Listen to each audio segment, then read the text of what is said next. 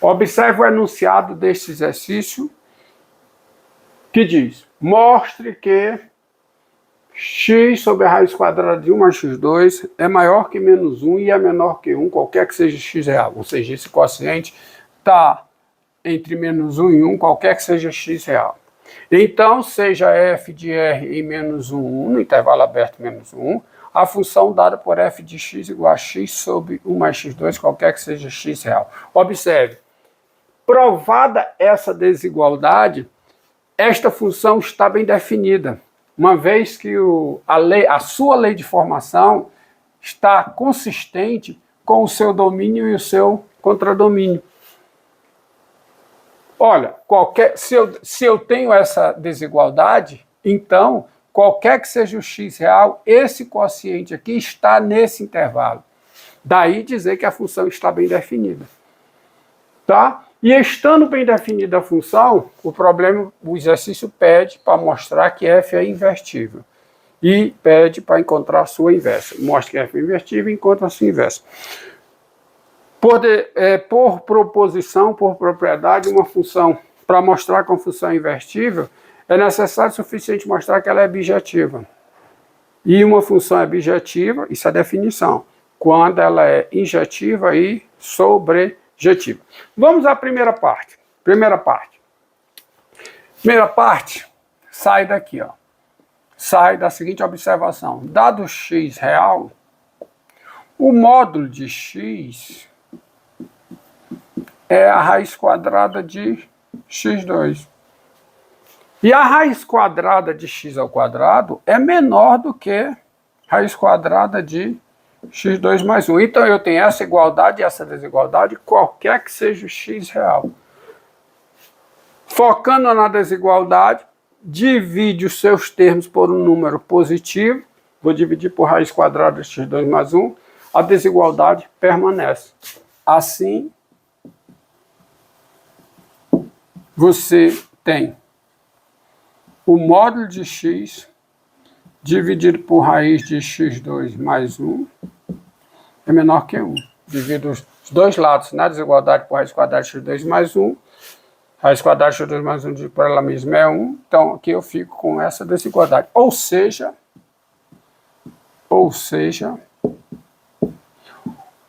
o módulo do quociente, tá? Do quociente x por raiz de x2 mais 1, isso é menor do que 1. Esse módulo, né? O módulo do quociente é o quociente dos módulos. Logo, bem, como o módulo desse número é menor do que 1, esse número, para todo x real, esse número aqui está entre menos 1 e 1. Logo, menos 1 é menor do que x sobre raiz quadrada de x2 mais 1.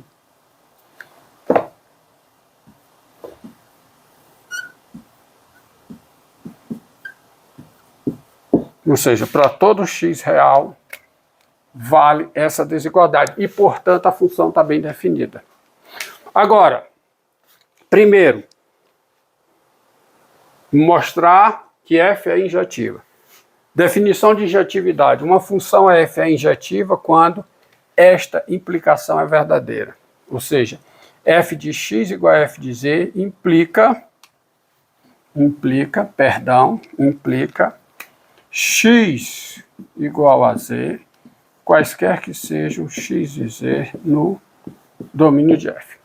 Uma função é injetiva quando esta implicação é verdadeira. Ou seja, uma função injetiva, dois números distintos no domínio têm imagens distintas. Tá? É equivalente a dizer que se dois números têm a mesma imagem, se dois números do domínio têm a mesma imagem, necessariamente eles são iguais. Então, esta implicação aqui define a injetividade. Isso é definição. Vejam. Então, vamos à injetividade. Ó, quantificador universal aqui. Dados x e z no domínio de f, que é R, né? O domínio de f é R. Se f de x é igual a f de z, o objetivo é concluir que x é igual a z. tá?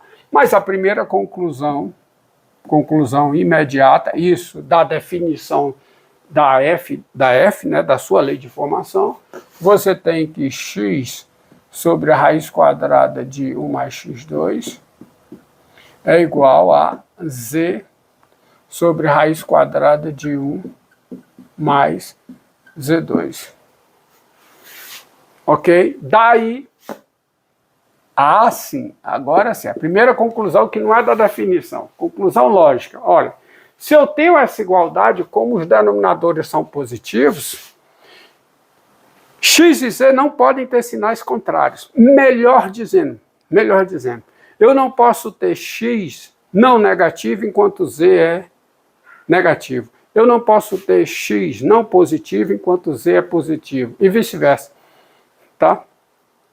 Ou seja, a conclusão é que x e z pertencem ao intervalo dos não negativos ou x e z pertencem ao intervalo dos não positivos, certo? Ok? E uma forma sucinta de expressar isso é escrever o seguinte. Daí, o produto de x por z é maior que ou igual a zero. Porque escrevendo isso, eu estou escrevendo que x e z são não negativos ou x e z são não positivos. Certo? Tá? Além disso, quer dizer, partindo daqui, além dessa conclusão, você tem o seguinte. Além disso, o quadrado desse número é o quadrado desse número, ou seja, x2 sobre 1 mais x2 é igual a z2 sobre 1 mais z2. Ou seja, porque o que eu vou colocar aqui é uma coisa equivalente, ou seja, x, produto dos meios é o produto dos extremos, né? x2 mais x2z2 é igual a quê? A z2 mais z2x2. Sendo essas duas coisas iguais. Certo? Ou seja, logo, x2 é igual a z2. E a conclusão daqui é que x é igual a z. Por quê? Porque se x é igual a z, x é igual a z... Desculpe. Se x2 é igual a z2, tá? A conclusão daqui...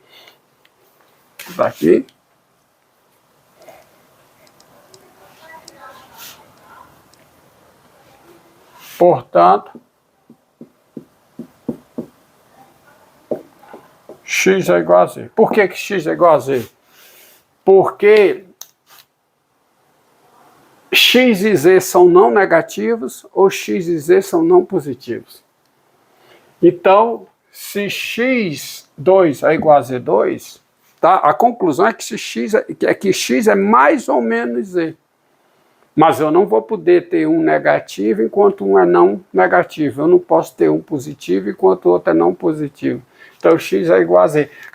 Os dois, nós sabemos que os dois estão no intervalo zero fechado mais infinito, ou os dois estão no intervalo menos infinito, zero fechado. E nesses dois intervalos, a função x ao quadrado, ela é injetiva. Então, se x2 é igual a z2, x é igual a z. Então, está concluído que a f é injetiva.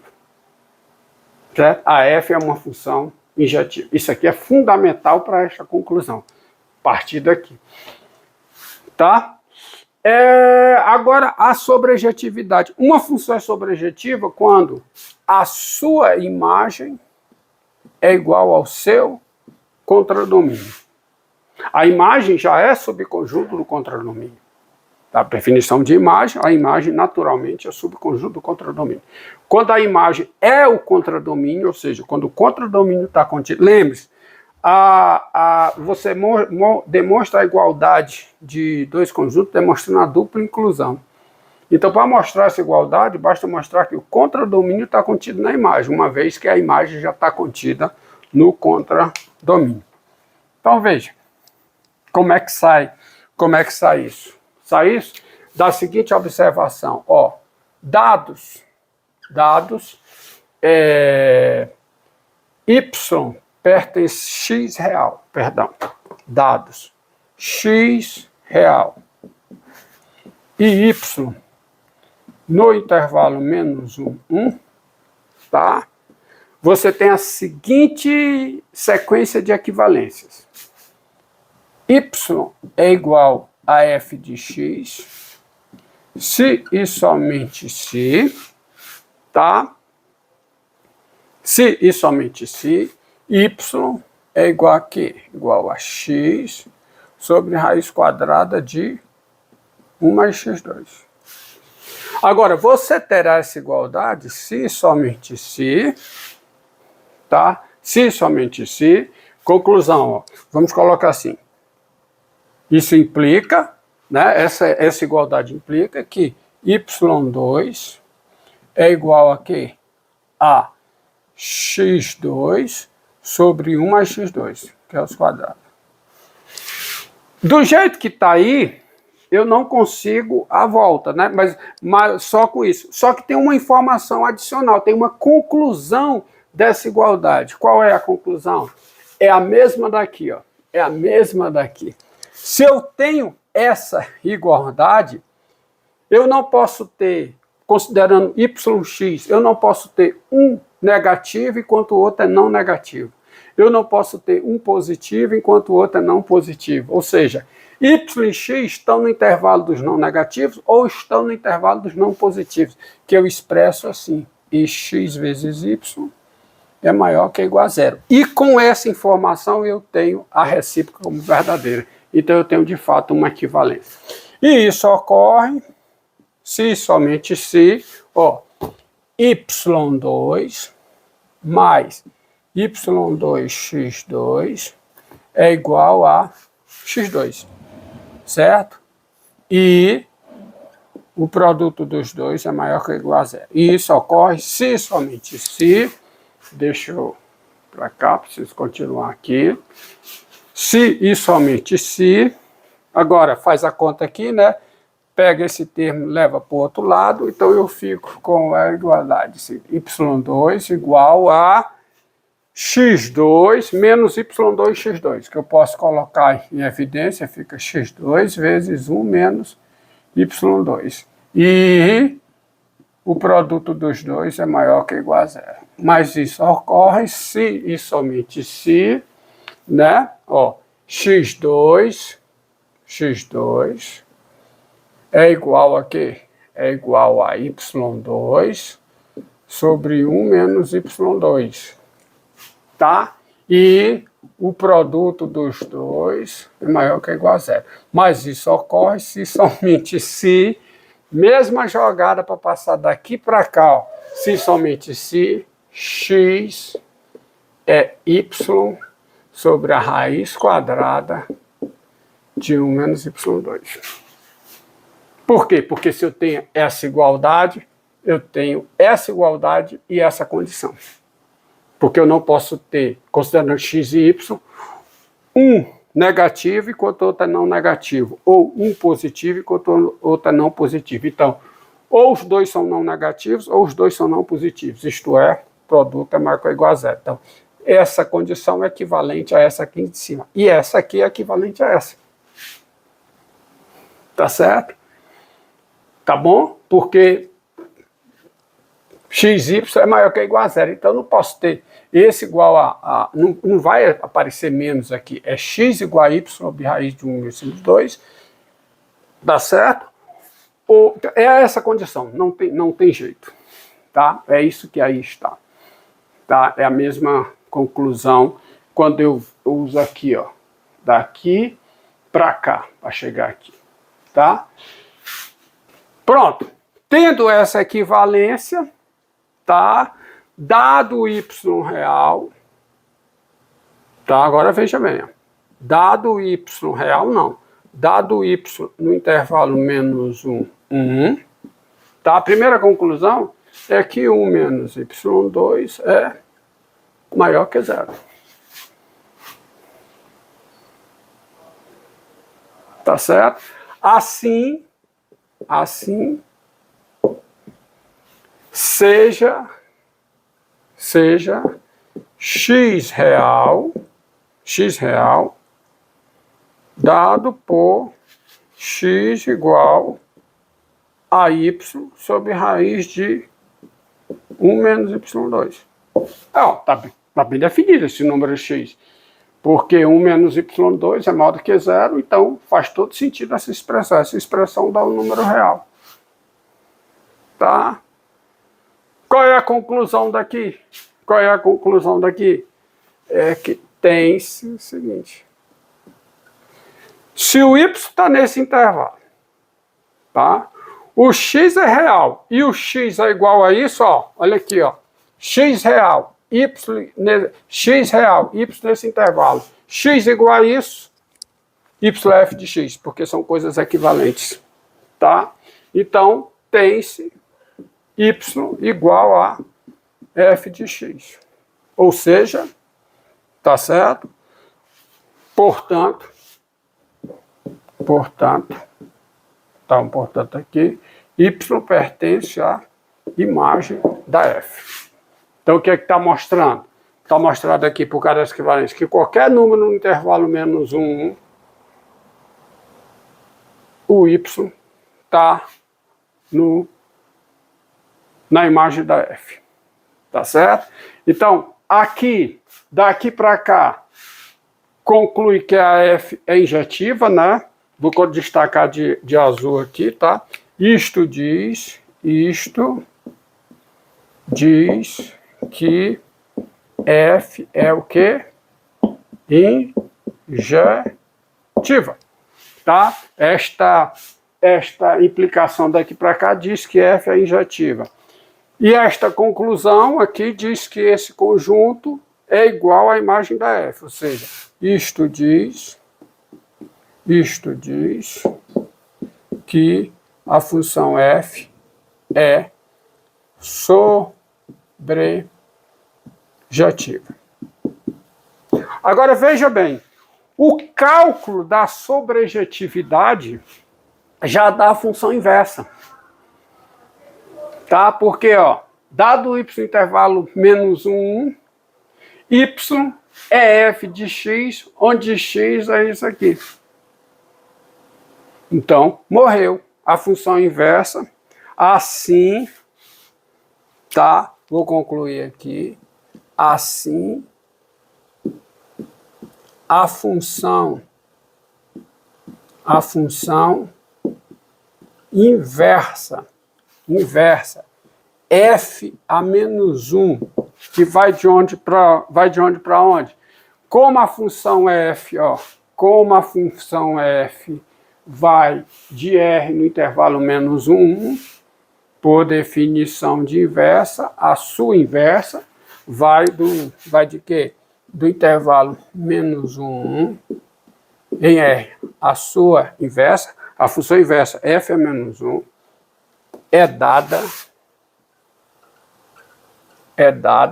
pela seguinte lei de formação. Quem é f a menos 1 aplicado em y? Quem é? É esse número aqui, ó, y sobre a raiz quadrada de 1 menos y2, qualquer que seja o y pertencente ao intervalo menos 1. E aí está concluído. E observe que esse exemplo mostra que, tá? Mostra que há uma bijeção do intervalo menos 1, 1 na reta. Ou seja, é como se eu dissesse que aqui esses dois conjuntos têm a mesma quantidade de números. Claro que não faz sentido calcular falar em quantidade, porque esses conjuntos são conjuntos infinitos. mas tem sentido falar em cardinalidade, que é um conceito matemático que diz o seguinte: dois conjuntos têm a mesma cardinalidade quando há entre eles uma função bijetiva. No caso aqui, há uma função bijetiva entre eles, que é essa função. Tá? Essa função aqui é a função bijetiva da reta no intervalo menos 1. Portanto, esse conjunto tem a mesma cardinalidade. Alguns dizem, há tantos números reais aqui quanto aqui. Ou seja, a quantidade de números reais no intervalo menos 1 é a mesma quantidade de números reais na reta toda. Entendendo que aí quantidade é cardinalidade, pois os conjuntos são infinitos.